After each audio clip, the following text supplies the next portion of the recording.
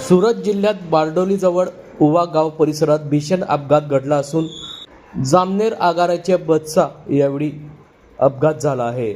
दोन बसची समोरासमोर जोरदार धडक झाली असून या अपघातात 7 जणांचा मृत्यू झाल्याची माहिती समोर आली आहे।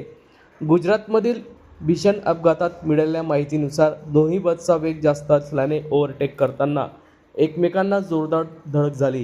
ही धडक अत्यंत भीषण होती। या धडकेनंतर एक बस रस्त्यावर पलटी झाली असून त्यानंतर पलटी झालेल्या बसला आग लागल्याने परिस्थिती आणखीच गंभीर बनली आहे।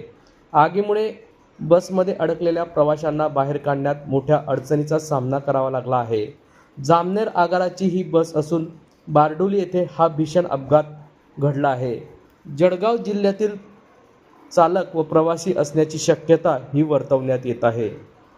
या संदर्भातली माहिती आज दिनांक 2 जून रोजी संध्याकाळी 6 वाजता माध्यमांना प्राप्त झाली आहे।